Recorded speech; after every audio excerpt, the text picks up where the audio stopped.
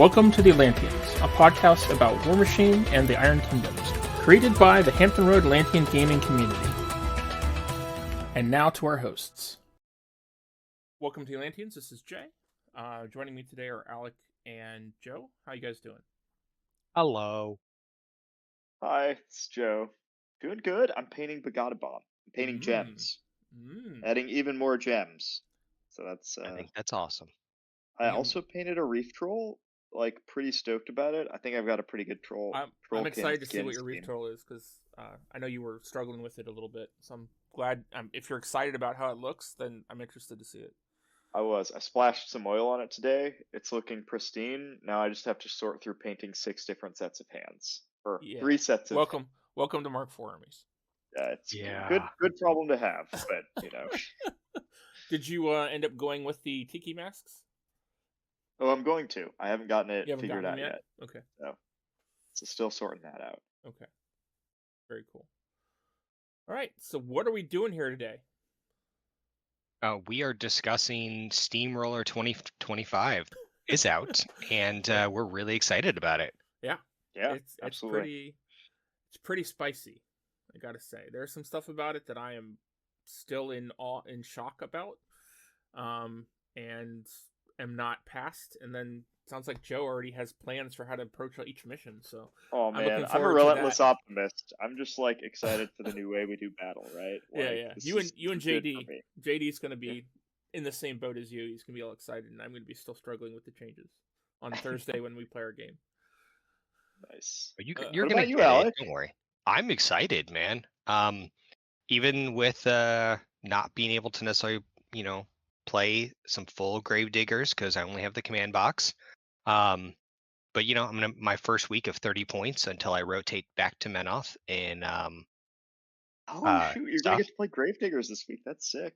So So how is that gonna work? Because you have to lock your caster in. Let's screwed. Do it. I guess that I'm not playing Gravediggers. I'm gonna have to play Protectorate of Menoth. Yeah, you're gonna have to. Unless you wanna, borrow Signar pieces and try and play Signar the whole league. Nah, I'm not feeling that. Because I'm not feeling Storm Legion. I know Storm Legion are powerful. I'm just not personally feeling them. So I'll just the Gravediggers vibe is so much cooler than the like Electricity Knight vibe. Yeah, absolutely. I will disagree completely with you. I'm on the other side.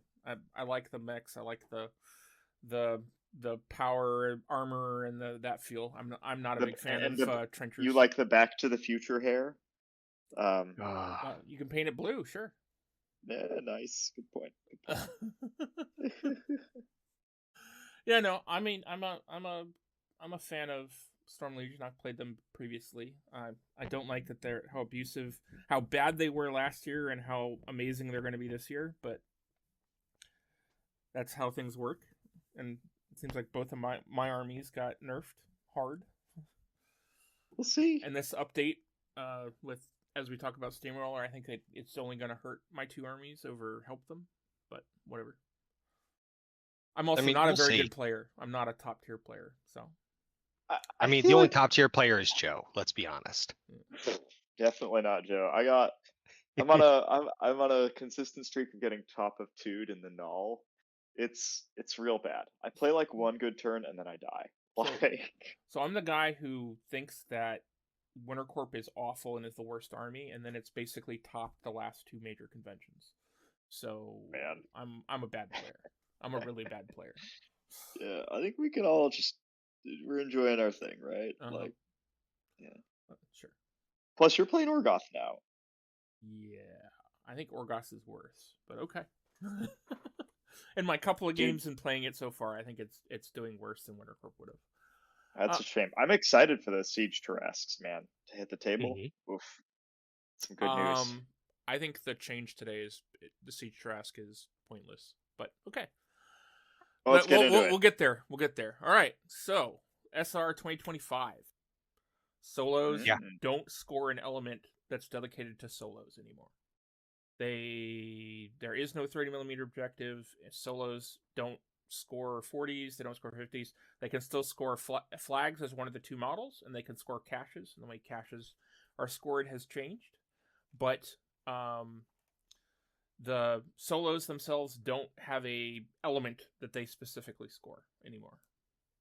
What do you guys feel about that? I don't think that's a bad thing. It's one of the things that made Western Reaches really hard for me to play was that they just don't have good solos. So, like, I feel like it's good for Western Reaches. I think you'll still find things to do with solos. I think what's different though is if you build a list and it doesn't have any solos, you won't be like, oh wow, I really messed up, right? It won't be like back to the drawing board at that point. Yeah, I think Joe's right. I think so. You're gonna bring solos because of what they do, not because they're just a solo. Yep. Yeah. I think that's terrible, to be honest. I guess from playing two armies that are very solo driven, it basically cuts a portion of my army out of regular scoring. Yeah, I mean, it doesn't. You're definitely going to want to make sure you have Jackson units, right? Yeah, but that disparity is going to come down to: do I take these solos that are good, but don't have a specific role aren't an officer that buffs a unit or a thing that has a shield guard that helps defend my caster? Do I spend the 9 points on a siege Tarrasque? Before we saw these rules, 100%. I was playing siege Tarrasques in all my lists in Orgoth. I was trying them out. I was working with Tarrasque, doing cool things with them, learning some mistakes and bad mistakes. Now I'm 100% against them, and I probably won't even paint the one I own. Oh, that's a damn shame because it's a cool model. It's an amazing model. I was really looking forward to paying it, but we're talking. We're playing in this escalation league, and I had through 75 points, and at 75 points, I was going to add a siege Tarrasque, and I basically had to scrap my lists today because the bunch of the solos and stuff that are in it aren't worth taking.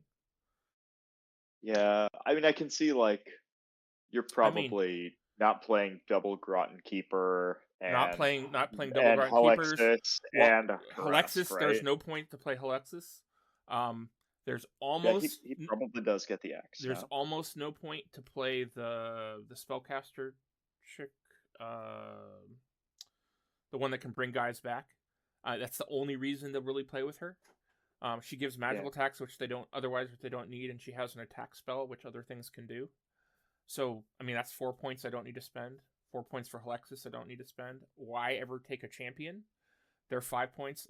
They will probably never say play. I'll probably never paint one. I was going to take two keepers in every list. I'm going to take one now. So I'm basically playing with officers and keepers, and that's the only solos I need to take. Unless I'm playing with a monstrosity, and then I might take some of the repair solo guys. So I get what you're saying for Orgoth, but I still think it's like worse looking for at Wintercourt, Dusk. Man. Well, yes, but I mean, looking at it in Dusk, you look at it in Chimera, you're still going to see the solos. I mean, anything that can take a super powerful solo, anything that can take a Kruger, you're going to still see a Kruger.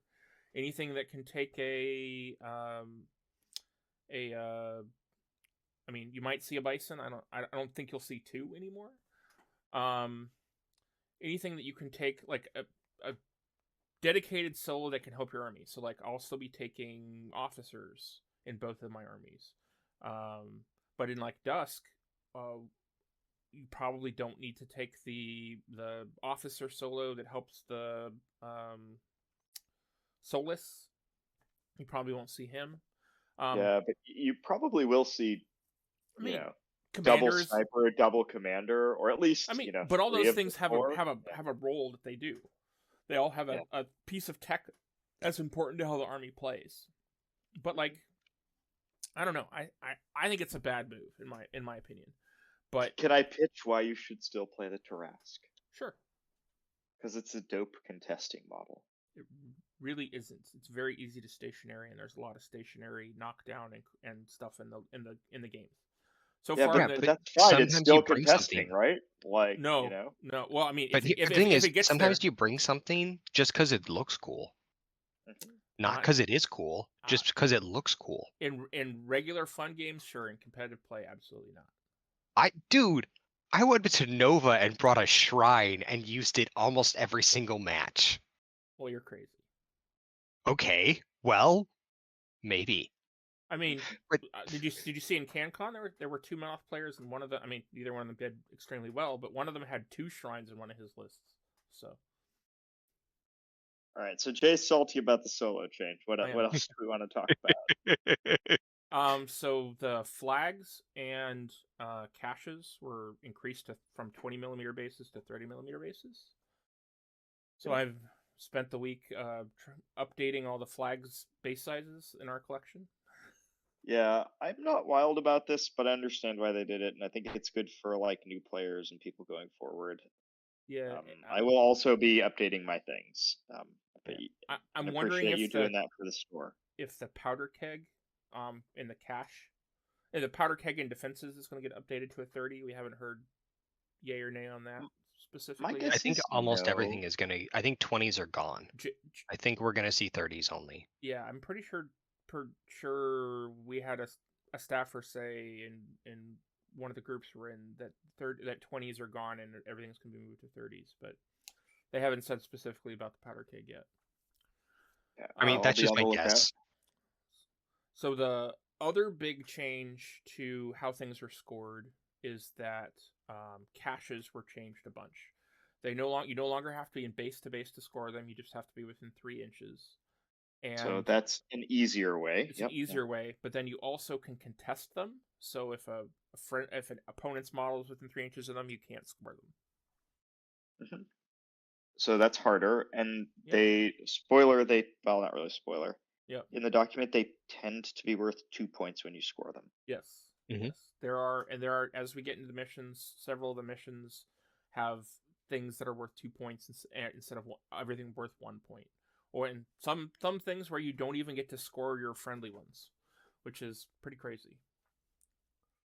Yeah. I think that's going to be a good thing, though. It's going to force you to get over and across the board. So you're not going to just sit there. Like, if you can't score your own, you're going to have to get out there and score your opponents. So you have to move. So I think it's going to make those armies that want to just sit there and turtle, it's going to make those armies move. And I think that's going to be a better play space for everyone in general. Great point. Yeah, I don't know. I think you'll actually see more cache scoring. Yeah, absolutely. Because 2 points out of your 3 is a big hit that like really puts the tempo in your favor. You're gonna have to work for it. It's easier to get your stuff there, which is helpful, but you got to clear it. So I don't know. I'm positive. I think it's good, but I'm like, you know how I am, so it's probably not surprising. I mean, I don't think that it's necessarily bad, and I don't think that having certain things worth 2 points instead of 1 or no points at all is necessarily bad either. I think that it's be interesting, and will change the style. I mean, I think armies from 2025 are going to look very different than 2024 because there's going to have to be a lot more mobile. You're going to have a lot more cohort models likely, and a lot less solos and a lot more stuff to push around the table or spread out across the table. I think is what's going to 2025 missions are going to be like. Yeah, I mean, I think I was going to say that it's not necessarily more things, but I think these are going to help sometimes with a colossal, because a colossal will be able to contest area and a score an area, and a lot of these colossals are faster. Some of the missions, man, I'm dreading playing against colossals on them because they'll be able to contest 3 objectives, three things by themselves. It just is. I don't know. We'll talk about that as we get there. We'll talk about that once we get there. Okay. All right. So I think one of the coolest things about the new document, and people will see it when they get a chance to download it, is that the art and the look of it has really been updated. What do you guys think about that? I think it looks really good. Yeah, I think it's professional. I love it. Yep. And it's definitely a step up from last year. And they've spent a lot of time doing things to make it easier to understand, make it more standardized. Like they're working on the cognitive load that the old document was pretty harsh on. I think it was a good doc, but that was like one of its weaknesses. I think they've nailed that. Yeah, I think the maps are very clear and easy to read, which is a godsend. So I think they look good on the computer screen like we have, and they're okay on your. I'm worried about seeing them in the app, and I definitely need to see them in the app, because the big problem between SR 2023 and why they went to squares and triangles and circles was because you could tell what each thing was more easily in the very small thing that you can't zoom in. And and it has been confirmed that at least on launch, you're not going to be able to zoom in on the map in the app. I mean, I don't know. Like, if it's the basic size of how we're looking on it, on like my iPhone versus, if it takes up, the entire block, I think it was fine. But seeing Because if I the was thing looking at it when is a C or an F or a 40 or a 50, those are pretty clear. Like, those are very that small and tiny. I think I'm going to struggle to see them. okay. I mean, And I was looking at it and I didn't have problems personally. And I mean, just looking at my computer screen now, I don't have it zoomed in and blown up. I can see the example map that's on page 5, and I can't tell you what the numbers are, because they blend into the background color of the map. So, but okay. Even with like the black square with the teal or the black square with the red, I think it's very clear. Square?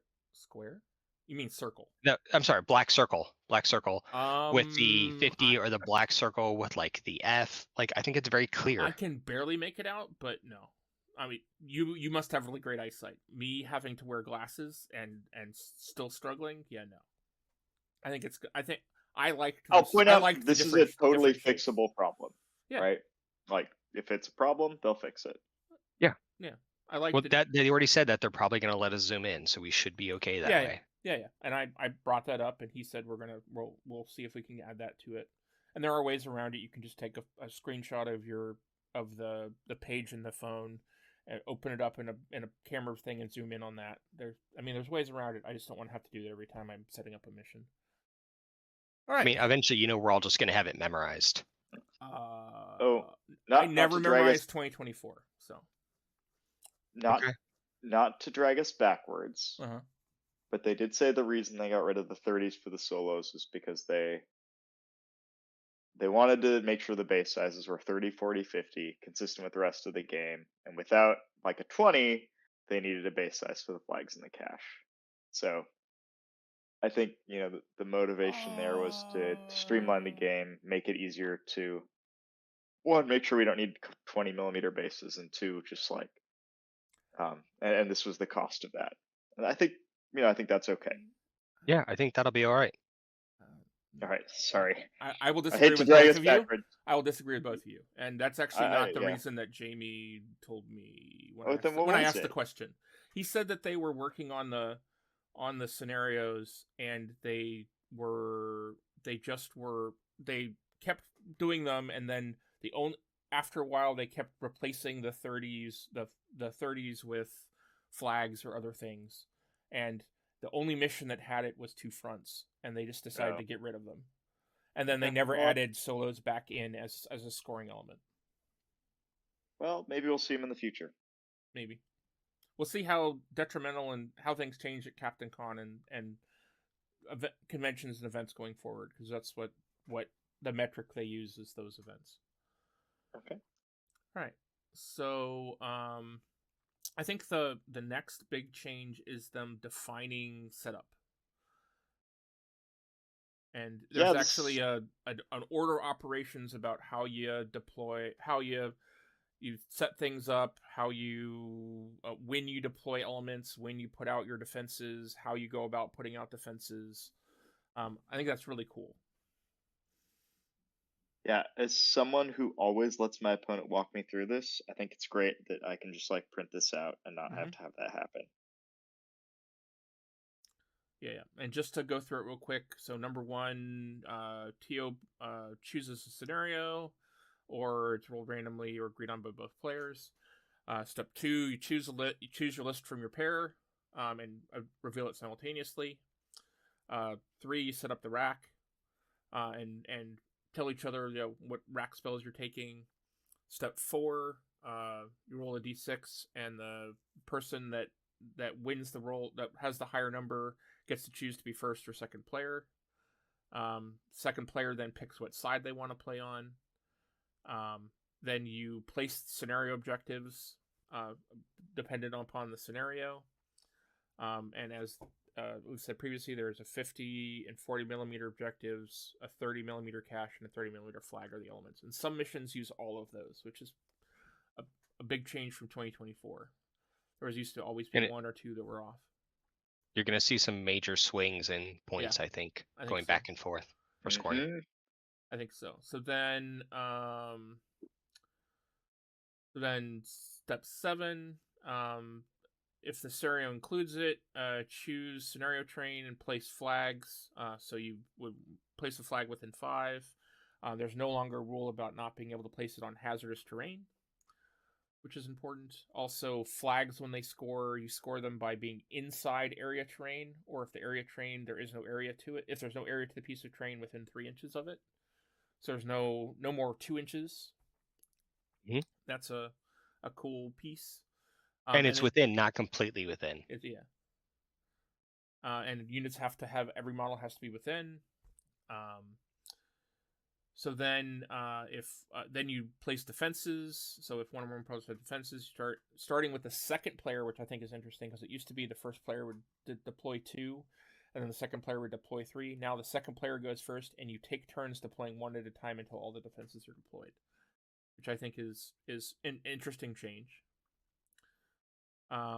Then first player starts their clock and deploys, depending on what your TO says. Sometimes you deploy on clock. You're supposed to deploy on clock. In competitive play, in friendly that are using clocks, you don't always do that. Or sometimes like online, if you're playing online, you don't usually deploy on clock. So then first player deploys, second player they swap the clock to him. Second player deploys, swap the clock to him, deploys AD, specifies if anything's ambushing, return, and then so then you resolve any other before game effects in order of first player and second player. Do you guys have any idea of what these could be? Prey. Nailed it. Beat ya. No, you didn't. I said it this. All right.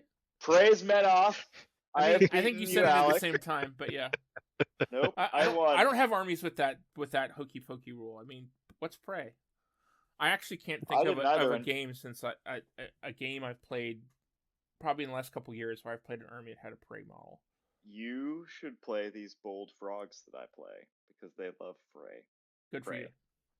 Mm-hmm. I just used last year. I was using what's his name who has Prey.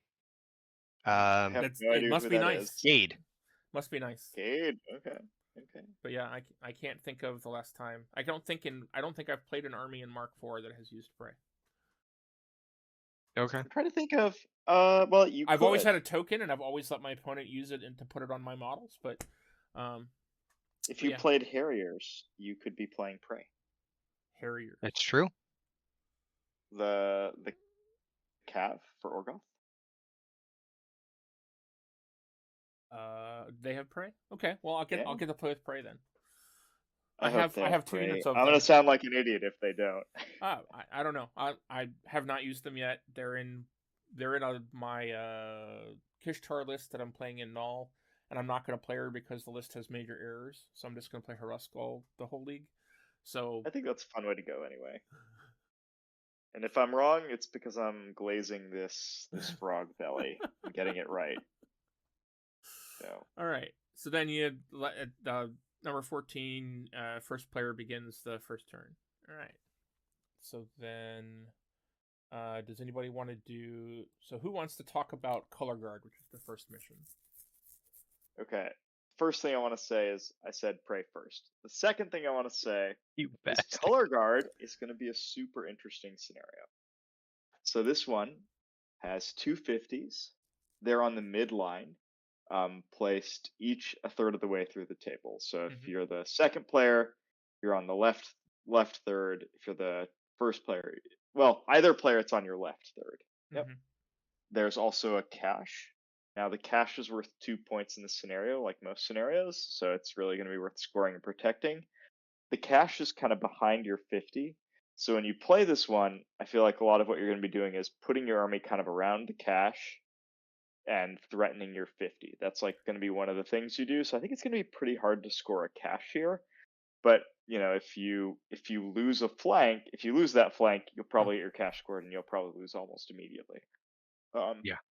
Then, so I think a lot of the action in this scenario is going to be kind of fighting over the 50s in the middle, protecting your cache on your side, and then the spicy bit. I mean, like the really interesting bit of this scenario is in front of your opponent's 50, there's going to be a flag, and it's Right. on your side of the table.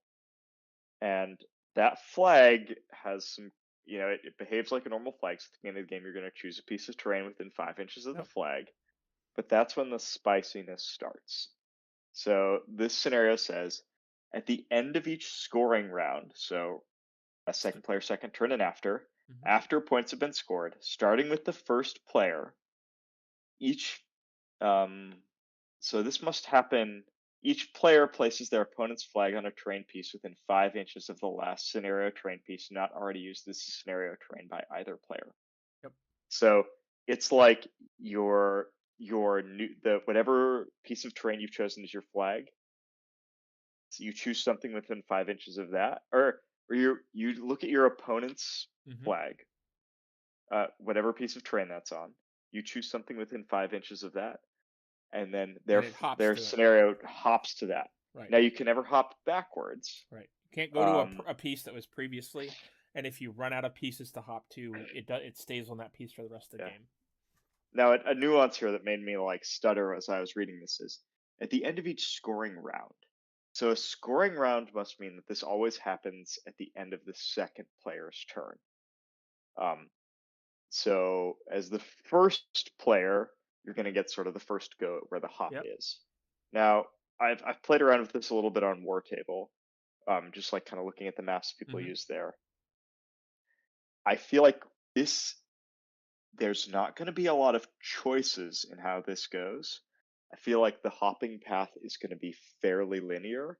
I think these things, there are times when these things will really move around the table in like a predetermined way. And so if you can keep track of like where the flags are going to be going, you're going to be in a good spot in this scenario. Did you look at train placement in the rules? Yes, it's basically unchanged from last year. There's a little bit of a change. So it used to be that pieces couldn't be within, so pieces couldn't be in a deployment zone. They had to be more than 6 inches from an edge. Now it's 3 inches from an edge, and no obstruction can be within 6 inches of another obstruction. Oh, okay, yeah, I did see the obstruction thing. That's really helpful because you can put terrain right on top of each other. There's no rules about them having to not be in base to base with each other. So you can stack terrain right on top of each other if you want, or right next to each other. There's no rules about that in the rules anymore. But yes, you can do that. But if the flag is jumping, it can't be in the same piece it was. So but yes, they could overlap, but they're not, or like slightly stacked, but they would still have to be, being able to move and not be within the previous piece. Right, but it's from edge to edge. So they just have to be within 5 of another piece of terrain.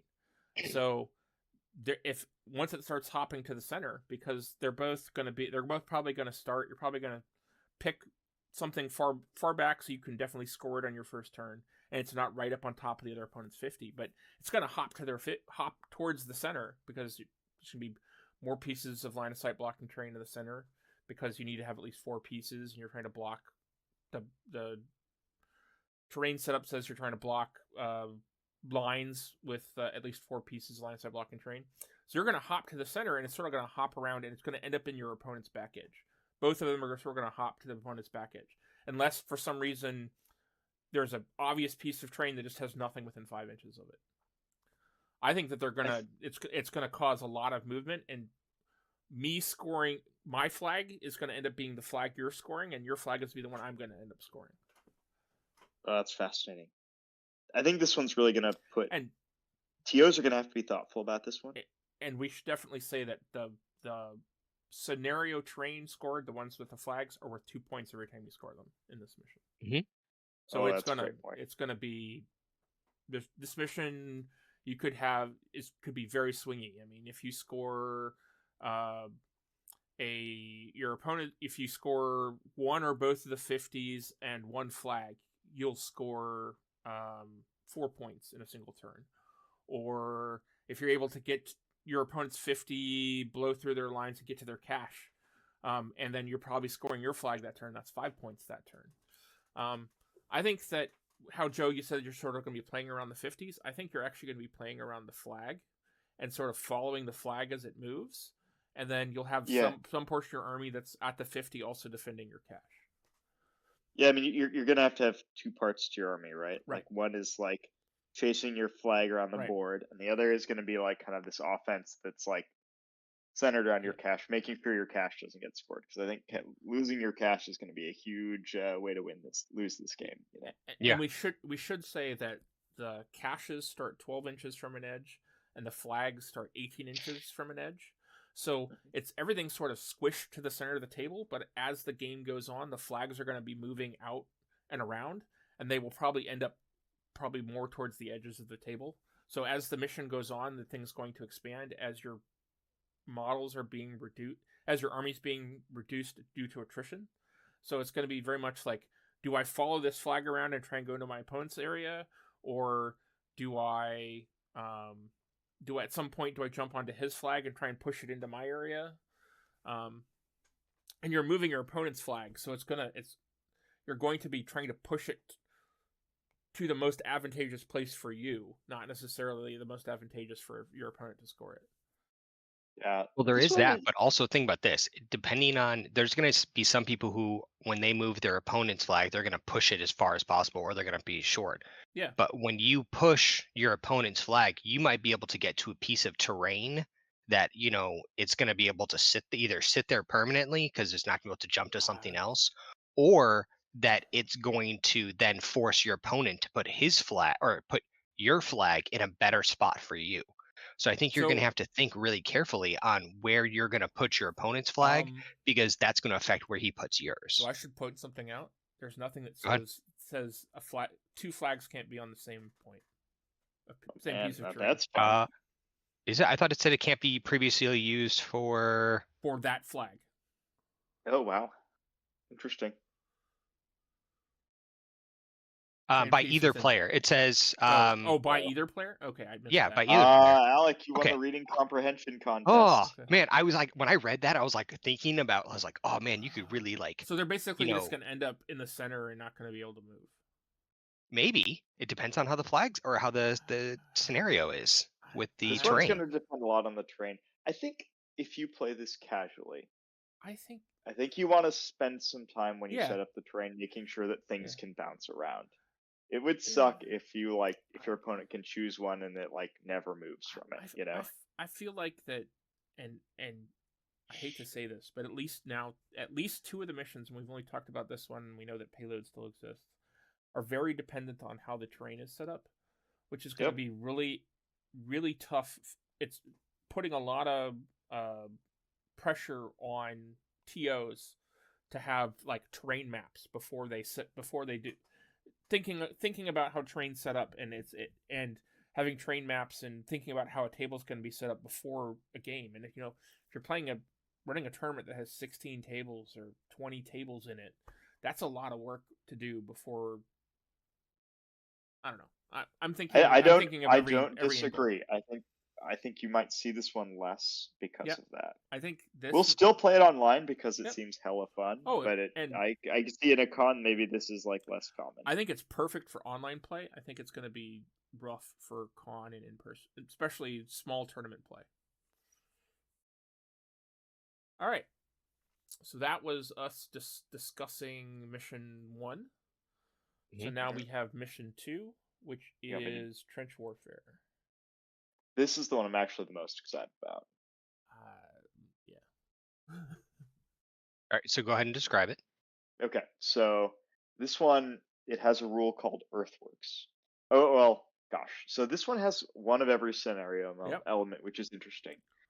The 50s on this scenario, again, are on the middle line and on each third of the table. So it's It's the same as in the previous one, except your scenario is on the right instead of on the left. It's actually 12 inches from each edge, so there's a 24-inch gap in the center. Okay. Yeah, it's similar to the last one, Yep. but you're right, not quite. A little more spaced out.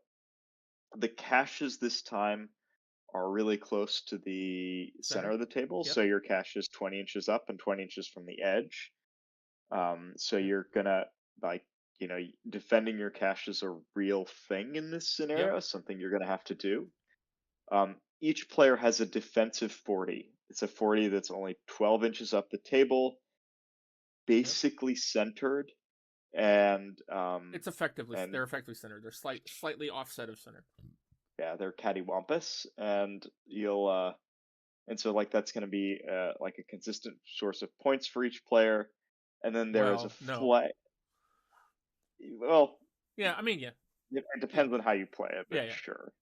And then each player has a flag, and the way these objectives are kind of aligned is that if you draw a line from your 40 in the center, right outside your deployment zone, to the 50 on the midfield, which is to your right, if you keep going on that line, you're going to hit the flag. And the flag is where your opponent's terrain piece, where your opponent is going to choose a terrain piece for them to defend. And so, the thing, you can't score your own flag. You can only score your opponent's, because that's a key difference than the last scenario where you could score either flag. They are worth 2 points, so you are going to have to defend it even if you don't get to score it. Yep. Correct. And the thing that I love about this scenario, your 40 and your 50 has a rule called Earthworks, which is like it gives you the sense that this scenario is called trench warfare. Earthworks means this is about, like, that is a fortification in trench warfare. That's what that's called. Your 40 and your 50 give small and medium based warrior models cover and resistance blast if you're within 3 inches of them. And so, like, the story of this scenario is your models moving from your 40 to your 50 to that opponent's key piece of terrain along that diagonal. It's like they're assaulting along this trench, bounding from one piece of cover to the next piece of cover, and then fighting for that key piece of enemy terrain. And, like, I don't know if this plays good, but that story is dope, and I want to play it. Like, yeah, I agree. This is a Warmachine story, So no, I mean, like, when I was reading that, I was like, I could visualize in my head exactly what Joe's talking about, where your forces are moving up in the trench works, or in going from like a crater to a crater, trying to go and get their zone or their flag, which is going to have the zone. So I think it's a great idea. This is a Gravediggers army, that scenario, right? Like, this is going to be fun to play Gravediggers on it. So let me ask. So when I read this scenario, the first thing I thought was, wow, the 40s and 50s should have basically like a neoprene mat around each of them that shows so it's easily tellable. Are you in? Are you out? And because it's within, it's not completely within. So they're not exactly like trenches. I think having some sort of element there to show that would be really helpful. I agree. I think it's a good idea. I mean, I think all of the scenarios could do that. I mean, that's what they do in 40K, right? Right, exactly. I think they haven't chosen that route because, they're trying to maximize the visual appeal. The neoprene is not that great, but man, you could imagine some neoprenes designed for this scenario that would look sick. Trench boards and stuff, and Well, would you do trenches, or would you do for, like, I was thinking like a crater? Make it look like a cool crater. Crater is possible. In my head, when I saw the scenario, I thought of them being entrenched positions. Yeah. I mean, and I want to play this scenario, with, like, actually putting some trenches between the 40 and the 50. Like, that would be sick. Really tell that narrative. And I guess the cache is, like, I don't know. What do you think the cache is in this? I know we've ventured into Fluffland. But I mean, it could be like a weapons depot. It could be a flag or officer of a that had previous tried to breach the trench previously. I don't know. There's It'd a be lot of fresh things it could be. water. I love the idea that it's an officer. It's like Yeah. some young lieutenant who's out on his own just kicking around, and you're gonna like assault that position. Right.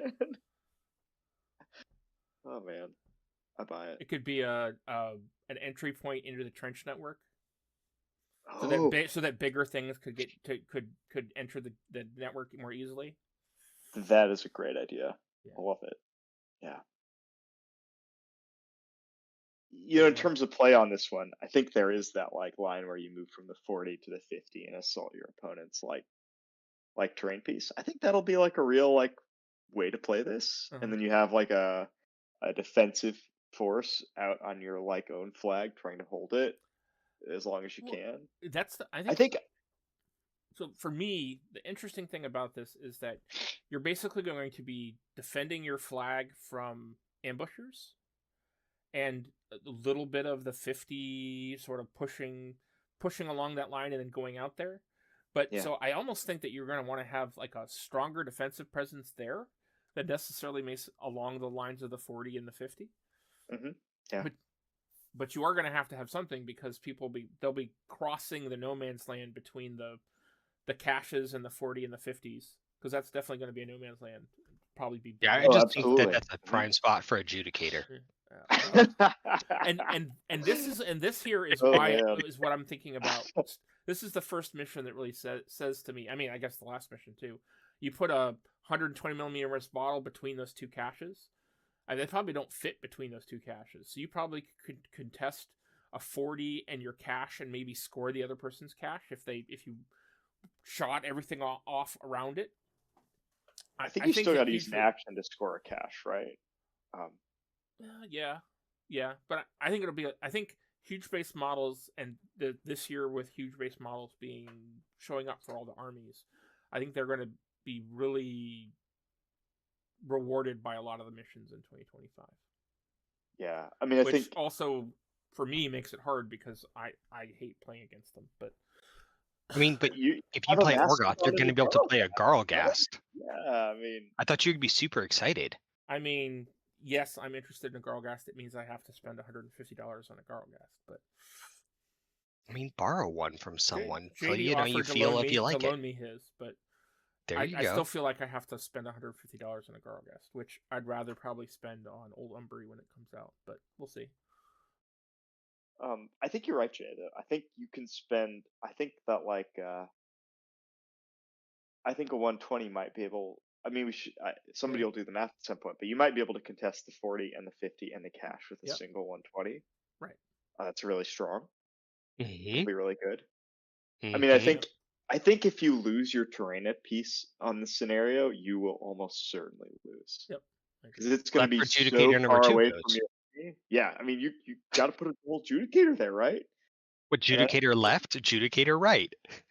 Yeah, right. And then there's going to be this really fun fight for the caches in the middle. You're just trying to clear your opponent's cache and tap it and score 2 points and really put the pressure on. Can I just say that I can't wait until Alec gets a Mark IV army that actually has good jacks that aren't huge base models. And you mean like he zoom off with adjudicators on dinosaurs? do the dinosaurs T-Rexes with adjudicator shoulder pads. Yeah, this is it. I'm ready for him to be off of the double adjudicator is the only way to play. I mean, I'd like to try to get my win percentage around 30 to 40%, and adjudicators help me do that. But it's not fun to play. Okay, whatever. Sorry. Savage. Love it. All right. So I think we've talked this mission through. So the next mission is Wolves at Our Heels. So this is the first mission that was in the previous pack. It has changed. In a really big way. Yeah. You want to talk about it, Joe? Sure. So this one, it's the same as before. There are 2 big changes to it. Mm-hmm. One, Wolves at Our Heels had this sort of like cache that was kind of near your deployment zone that I think people mostly ignored. They were interested in fighting for the 250s in the middle, and there's like the unit game of pushing your flag up the center of the table. Mm-hmm. That that cache has changed into a flag, Mm-hmm. and that flag is sort of so when you're playing wolves, your 40 is on your left side, then there's the 250s in the middle. The flag is between the 40 on your left side and the 50 on your left side. And so that flag is going to be really interesting. One, because it'll reward your opponent for putting units in a position that can potentially contest your 40. So I think that's going to be really interesting. There's also the possibility of playing like a strong denial on this scenario, where there's a flag on the left, a 50 on the left, and you're 40 on the left. And if you dominate the left-hand side of the board and can contest their right-hand side a little bit, Yep. it's a really strong way to play this. So I'm excited for that. I probably should have described all the rules before getting into the strats, but Yeah. so the other thing that's changed in this is that the 40s now get scored the first time a 40 is completely crossed the 24-inch line. So they move 3 inches per turn. They start on the 15-inch line. So if you move your 40 directly forward 3 times, you'll score. This is different than the last time where there was like kind of it was a particular turn. I think it was at the end of turn 4 or End of turn turn 4. 5. Yeah, end of turn 4. Yeah, end of turn 4, and you just measured how far the farthest person was. Mhm. Now, if you can push this thing 3 times fast before your opponent pushes theirs 3 times, you'll win, and you'll get the 3 victory points. Is it 3 It's times? It's 4 times. Pushes it 4 times. no, it's 3 times. It has So to you be start. complete. It has to be completely across. It starts 15 inches on. Yeah, and 15 plus 9 is yeah, 24. You're right. So, Right. yeah. So But there will be that's if you can times move when directly. there's a piece of terrain in the way. Yeah. If it's Well, just a one of those where well-placed you're gonna have to unit. be. Yeah, Yep. you could hold a unit to try to make it so that they can't get that full 3 inches. Even if it Exactly. loses the unit, just slowing them down for 1 turn can give you your victory. 120 Or a millimeter poorly base placed model. unit, Yeah, right? You've got your judicators. unit. Right. Yeah, you've got your unit contesting, and you didn't allow it to move the. You've got Yeah. unit controlling, you didn't allow it to move the full 3 forward. Yep. So, it's nice though if you both cross 24 at the same time, no points are scored. I think that's a huge benefit for cleanliness of play, because like measuring like whose has gone the furthest is a goddamn nightmare. Yeah. Like, Yeah. and there are times when it's just not clear, and so I think this is a really good improvement. Should also be in terms of mentioned that playability. unlike the other previous missions, every objective or scenario train piece is worth 1 BP in this mission. Yep. So the flags That's a are only good worth point. 1 instead of 2. This is the first Yeah. mission like that. I wish they had standardized that. I understand that they didn't feel like they needed to, but I think it would have been nice if they had done some standardization with that. Yeah. Well, I This think map- it's going to be better this way because it's going to have people are going to have different types of lists, because it's not just, oh, this is going to be 1 point, this is going to be 1 point. Sometimes your units are going to be more, sometimes your cohorts are going to be more, and you need to figure out how you're going to do your gameplay.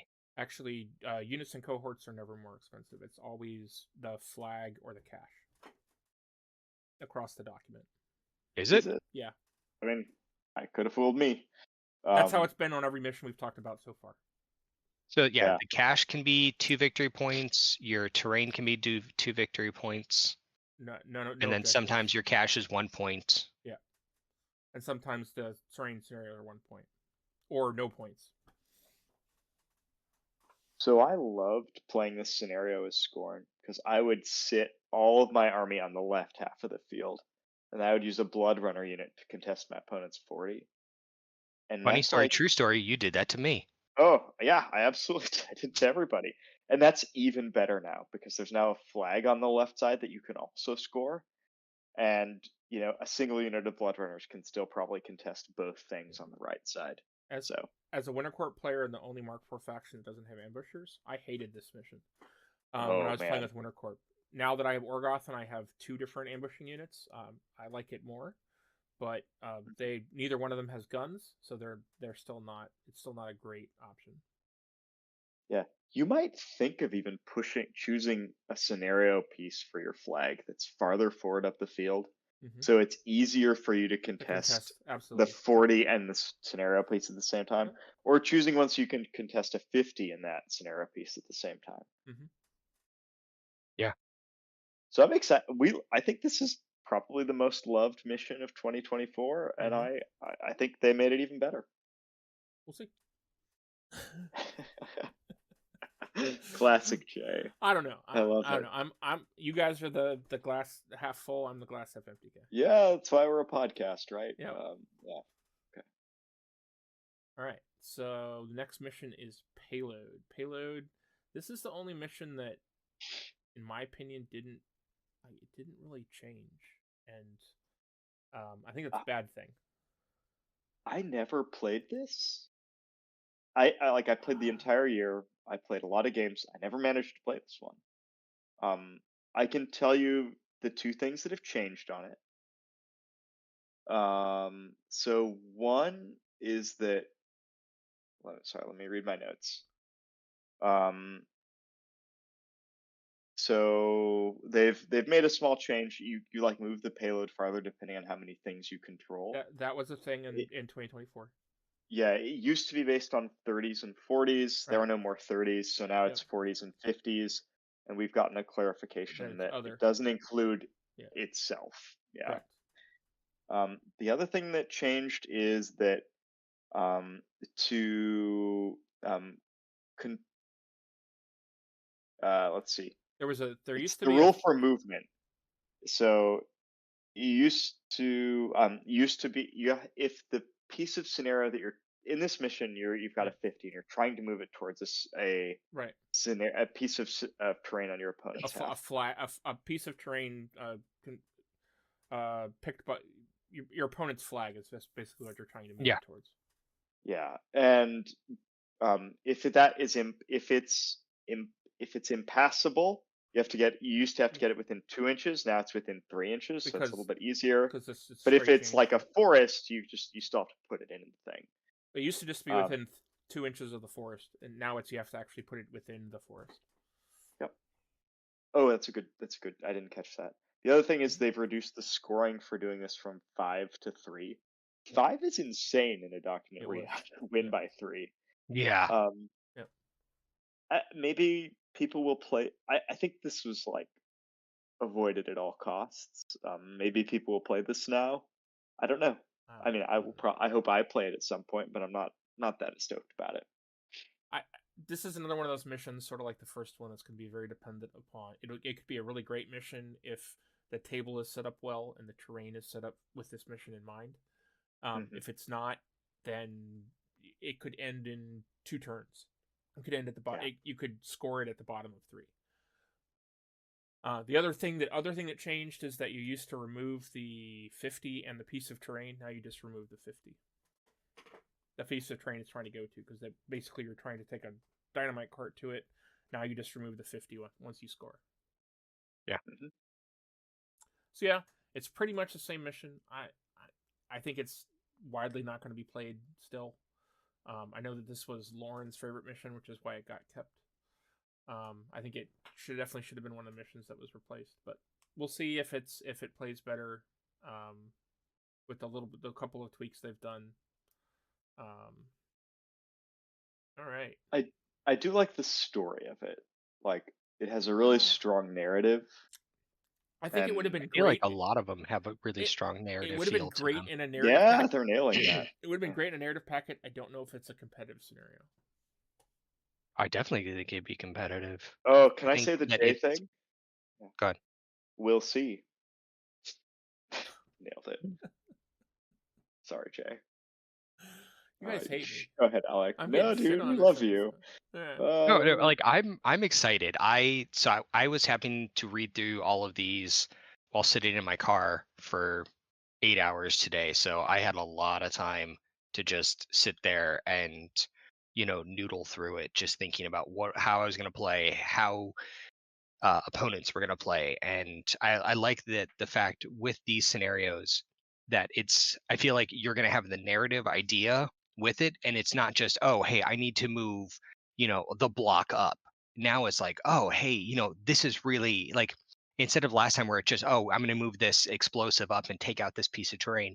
Now each one of them has that feel to it, like why we're doing it. And I could visualize, you know, why everybody's doing it. And I like that idea. And I think that's going to help the hardcore tournament people maybe get more of a narrative idea in their brain. Sure. I mean, that's what I was thinking about when I was reading it. Yeah, I don't know. Maybe. I don't know. I think that a lot of the hardcore competitive guys don't care, and they don't even think about the narrative or that there's fluff for the game, and they just play the lists. I know that's how some of our locals that are more tournament focused have expressed how they think about the game. So, I mean, you're not wrong. all right. But I'm glad that there's something for the rest of us, you know? Yeah. Yeah. All right. So the next mission is Two Fronts. This is also a mission that was in 2024. There has been one big change to it, though. Yeah, so this is the mission where on your left hand, well, I think it depends on whether you're first or second player, but on one side of the board there are two 50s. Yep. And it's like this fight of the jacks. Right. And if you can control both of them in one go, you get 2 extra points. Yep. So instead of scoring 2 points, you'd score 4 points. Yeah, which is a lot. And Yep. on the right-hand side, there are two 40s. So it's like the fight of the units, and they're really, really close together. Yeah. And like, if you score both of them, you get 2 extra points. So you get 4. So this is the mission. This is the mission that used to have like 15, 20, 25 points in some competitive events because people were scoring 4 points each on both sides and going back and forth. And yeah, when you see a Longshank score and it's like 20 points per side, this is the thing they probably were playing. Yeah. So what they've changed from this is in the previous one, the second player had a 30 millimeter objective, so scoreable by solos. In the on the closer to their side of the table, but centered, and kind of but centered. Yeah. And that has been removed, and now there is a flag in the middle of the board that the second player gets to choose. Choose where it goes. Yep. Yep. I think it might be worse. I don't know. I don't know. I mean, so it was a 30 millimeter objective before, so it was a solo scored it or your caster scored it. Now it's just any 2 models. So I think it's strong in the fact that unless you keep it on that center line and push it straight back or straight forward, you're going to be pushing it either towards the 50s or towards the 40s. And if you push it towards the 40s will very likely be able to have some of those models contest and score it. So it'll be a lot easier to score as the bonus point. I do think that it's going to be... I bet you scoring that flag is going to be the element that decides which side is winning if one side doesn't just crush the other on that side. Yeah, I think I don't love I like the jack and unit fight part of the scenario. Yeah. I think that's dope. The flag part, I feel like you're gonna really want to choose second if you can. Yeah. I mean, there's sometimes you'll get run over if you choose second, but if you can, you want to choose second and put that on a nice piece of terrain. Yeah. Closer force to your opponent to walk into you and just kill their stuff and yeah. So this I'm not convinced this is better, but I'll play it. And I like the Jack and Beast part of it. I think that's sick. Yeah. I think this was my favorite scenario in 2024. I don't know if it will be my favorite scenario in 2025. I definitely think that it's different.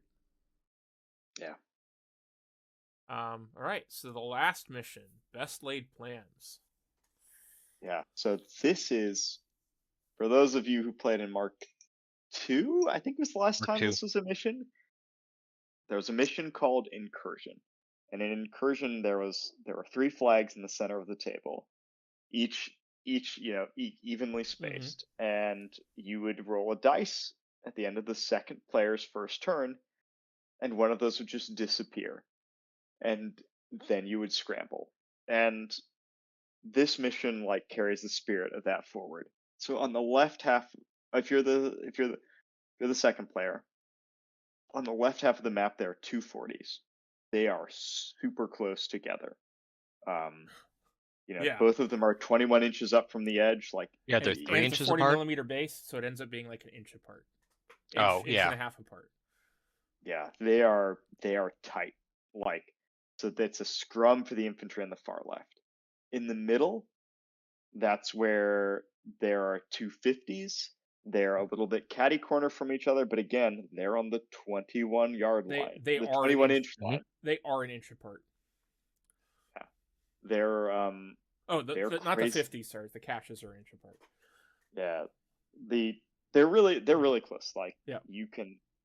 they're really easy to contest. So there's these two 50s in the center, Right. and then on the right hand side of the board, there are two caches. Mm-hmm. And the caches are, also, again, following the theme, really close together. Yep.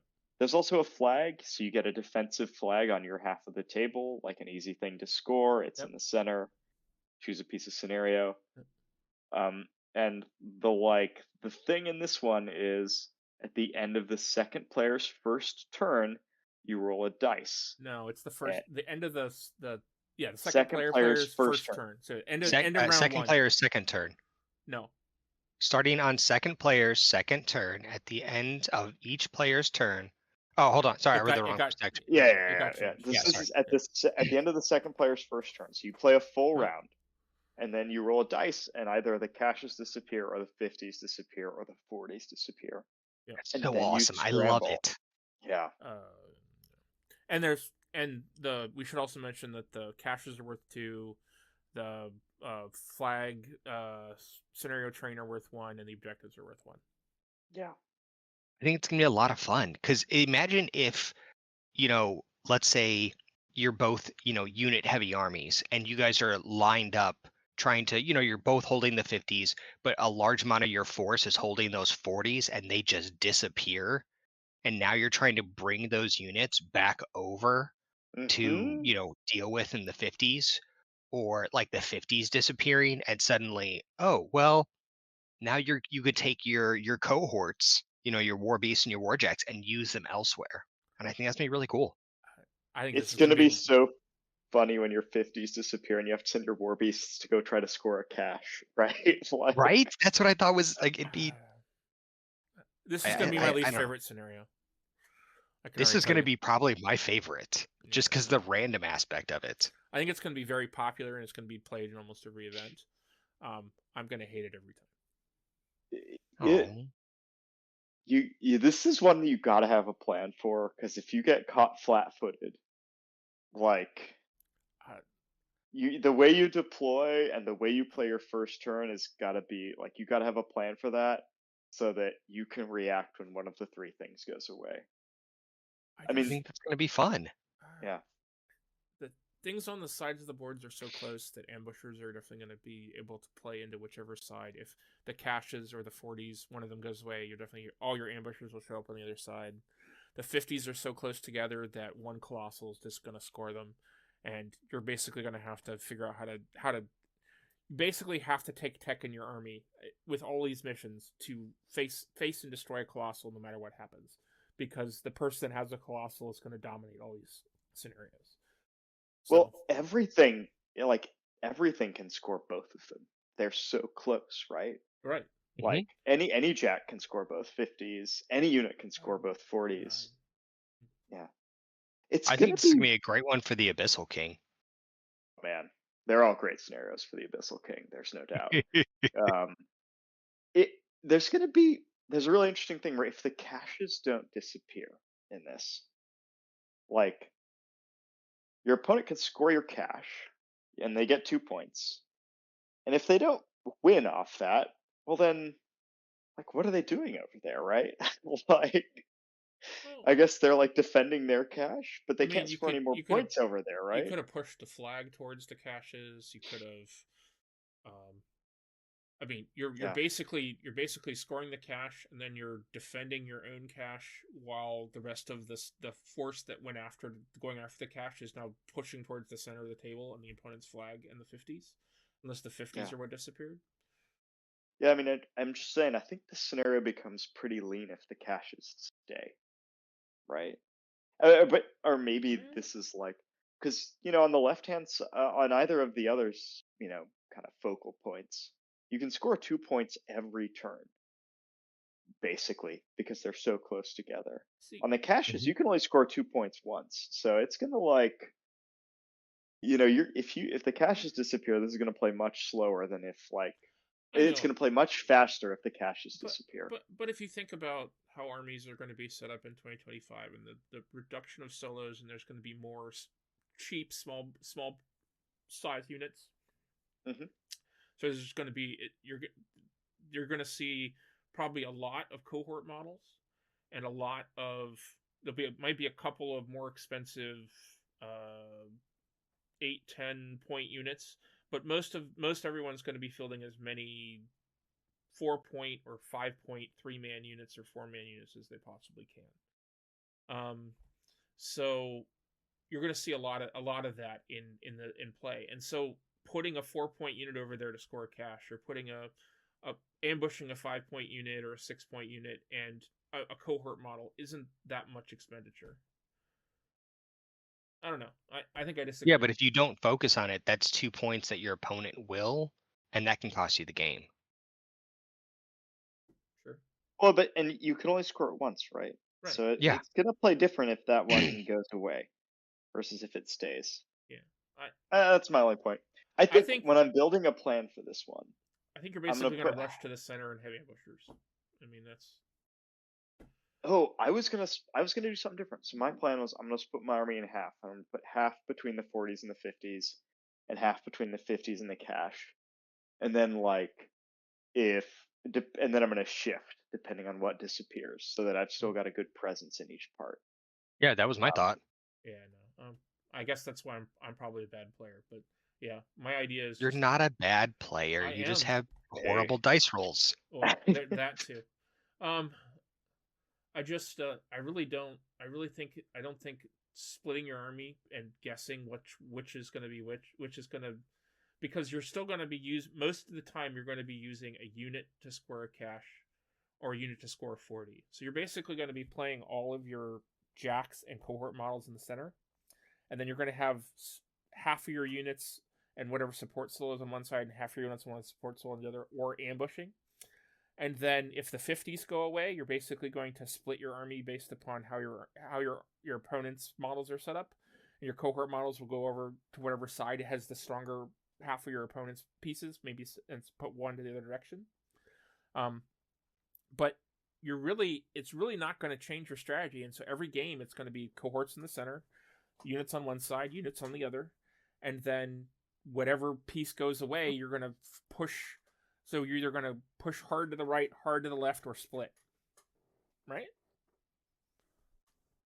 Well, I don't want all my cohorts. I don't want my cohorts in the center because if the center goes away, those cohorts don't really do anything, right? But they want half push towards the 40s or half push towards the caches, and a couple Yeah, push towards the caches. I mean, it's and that's why I would put like half of my cohorts on the left and half of them on the right, like kind of between the cohorts in the 50s, and then Yeah. if the 50 stays, they converge on the center, right? And if they don't, then they're already like partway towards where they need to be.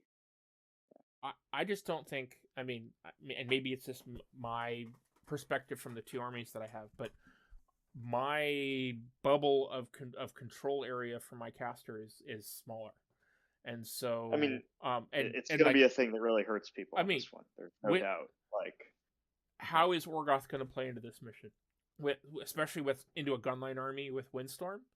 I'm going to have to pick one half of the table, the other half of the table. So I'm going to be putting my whole army in the center, and then adjusting based upon what stays, right? Because of Windstorm. And Winter Corp. Most of my armies, my casters have 12-inch control ranges, so I'm only going to be able to control the 24-inch center of the table. And if I go one way or the other with my caster and his battle group, if the 50s go away, I have to be able to adjust to that. So for me personally, at least from the two armies I'm playing, I'm setting up in the center, and the center 24 inches or so, and then moving right or left, or diverging my whole army left or my whole army right if the 40s or the caches go away, or if the 50s go away, probably pushing towards the 40s, and then with the majority of my army, and then putting a little of my army into the caches. That's my personal opinion. I mean, I definitely don't agree. I definitely agree with you that this is going to be really rough on like low control area casters. And if the 50s go away, it's going to be tough if you're playing cohort heavy, low control area. Like, yeah, it's going to be really rough on that. I 100% with you. You have to play cohort heavy because there's 50s in every single mission, and the only mission where they aren't 50s is if you roll a 3 on the D3 and they go away in this mission. When you say cohort heavy, do you mean 2+ cohorts? Do you mean 3+ cohorts? 4+ cohorts? Like, what do you mean by cohort heavy? Well, if we go by what people have been playing at like LVO and CanCon, 3 to 4. In my list, it's pretty much 3. 3. I think I have, at least with the Orgoth lists I've been playing lately, or looking at lately, I think it's 2. There's 3 to 4, 3 heavies or 2 heavies and up to 2 lights. In most of the missions I've seen, at like in most of the armies in the Null, people are playing 4. They're playing 3 lights and a heavy, or 4 lights. I don't see how that's going to work in the 2025 meta and the probably armor defense skew that we're going to be getting into.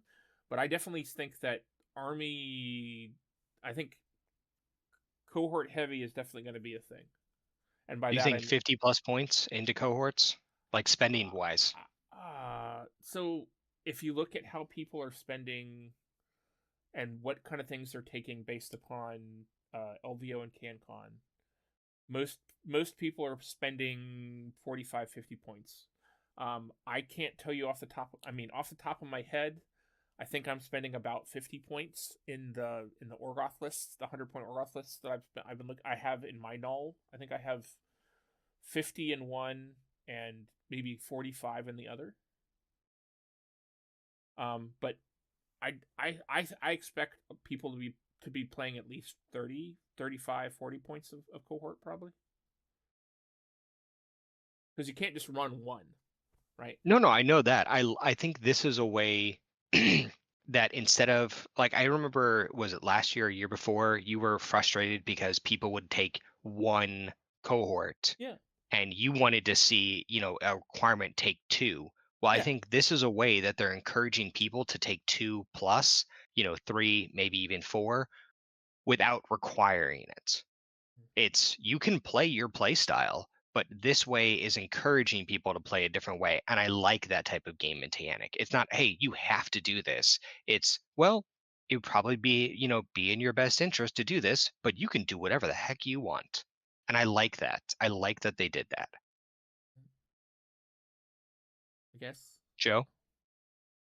I mean, yeah, I'm with you. I think it's better to encourage like metagame development than like have hard and fast things in the rules, right? I think this one's going to be a tough one. People are going to be figuring out how to play best laid plans for a while, Oh yeah. This I'm is gonna one have where a really like hard. I'm gonna have a really hard time adjusting. I can tell you that already. So Siege Tarrasque on like the Nope. flanks, like what fights it, Like what kills a Siege Tarrasque besides a cohort model? Just one like hanging out on the flanks? I don't know. I'd try model with crit stationary.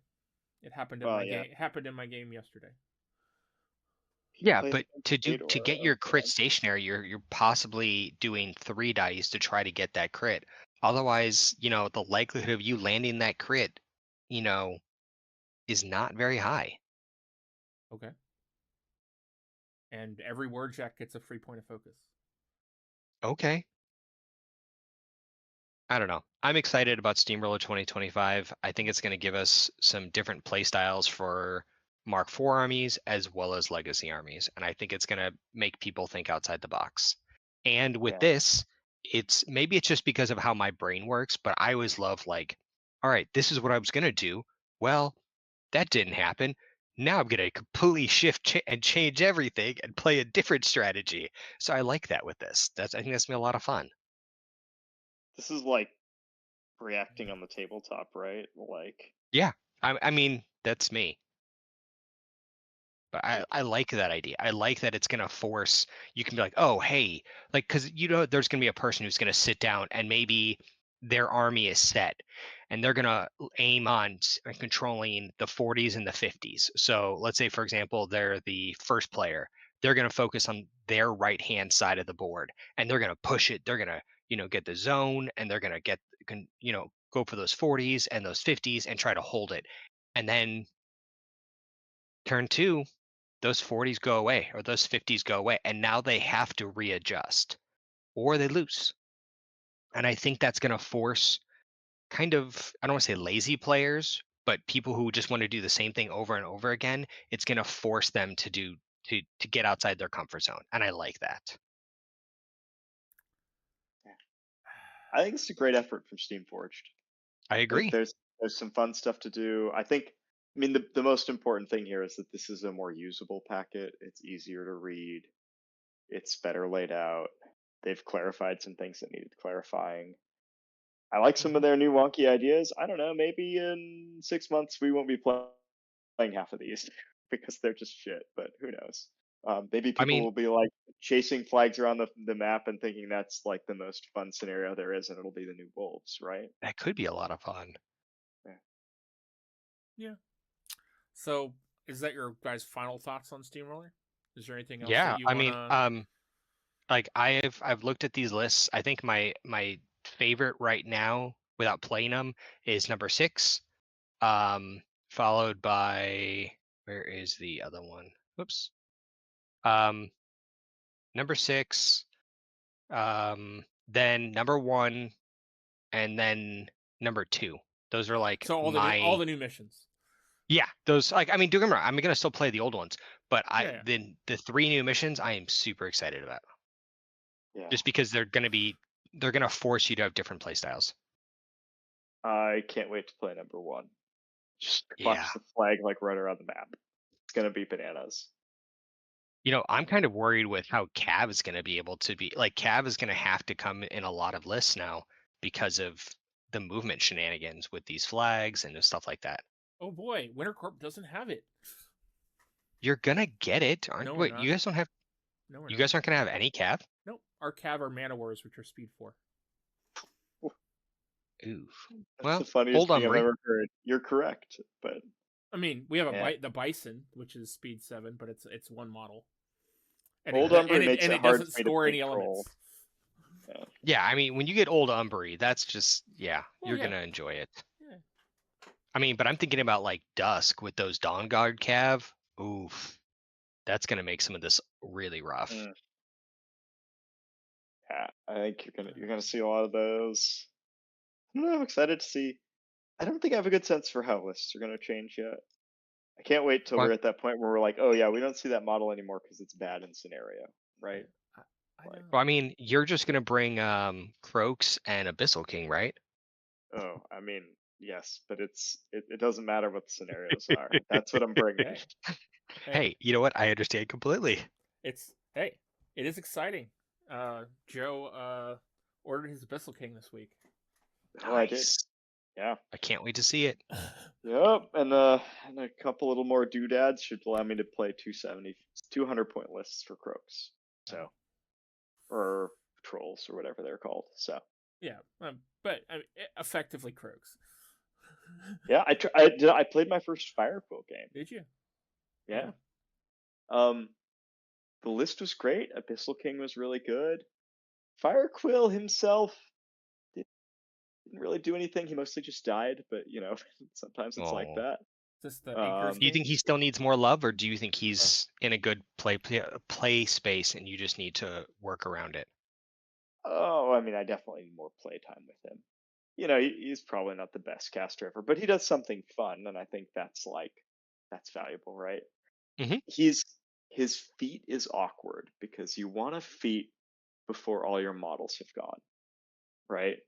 Mm-hmm. But you also want to do things like cast broadsides and cast open fire. and that means your models need to like kind of start the turn in a position where they can take advantage of those things. Borisuk Or is they the need same. to end next turn. Yeah, Where they're Yeah. going to start. Borisuk is the same way.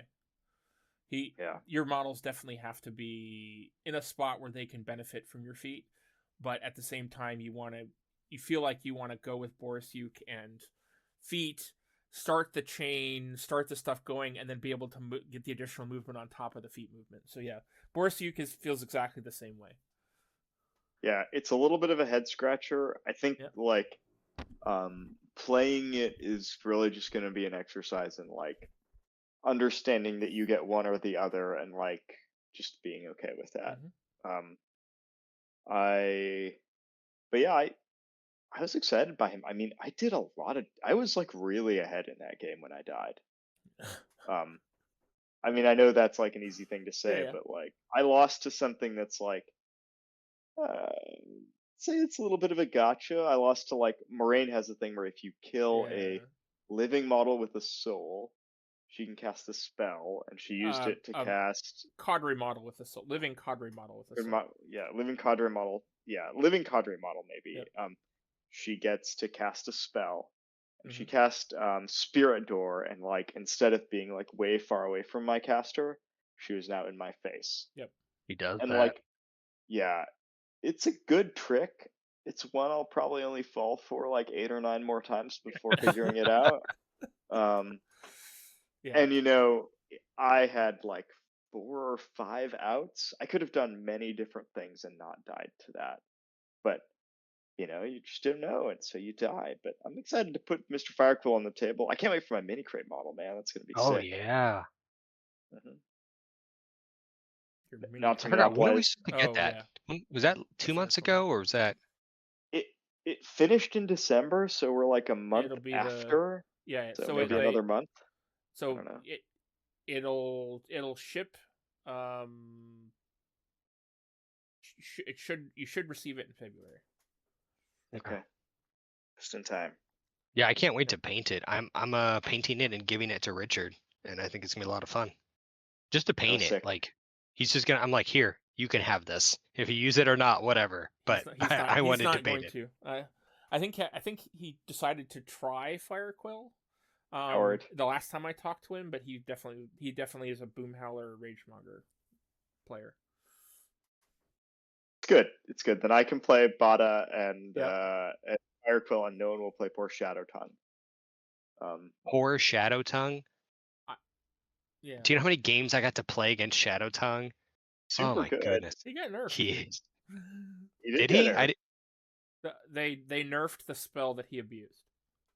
Oh, okay, good. Yeah, he was the abuser. So now he's only mildly good. Yeah, it doesn't affect everything. The spell doesn't affect everything. It only affects the model directly hit. So, all right.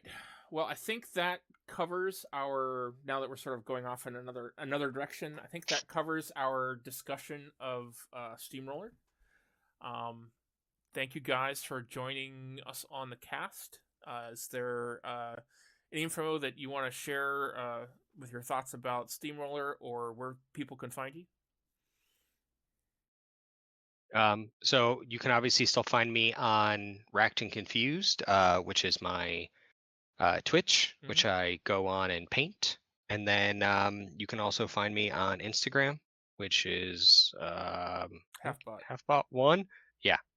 And then actually, Jay should be putting on our link tree. So now when you click in, you're going to have the link to all of our different stuff. Yep. In the show notes, as of this episode, you'll be getting a link to our link tree, which will give you access to our Facebook page, our Instagram, the podcast direct page if you don't have a network that you like, our YouTube channel, and then Alec's information as well.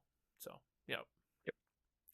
Joe, we're gonna have a way for people to get in contact with you, or this is a family-friendly show, Jay. I don't want to plug my own fan. That's not fair. But I am going to put some pictures up on our Instagram. Absolutely. Probably. You know, they'll be safe for work, so don't worry about that. Yeah, there's already a couple photos that you've shared with us up there already, and anything you want to, I'll give you access to it. You can put any other pictures that are family friendly and of models that you'd like. All right, Am I gonna hate this joke in 10 years? Probably. Definitely not. I don't know. Let's just keep riding it and see where it goes, right? Yeah. That's what she said. Oh man. But well done, Alec. I wasn't even trying. You nailed it. All right, guys. Thank you very much for joining us. This has been Jay. And Alec. And Joe. And we'll talk to you guys later. Bye.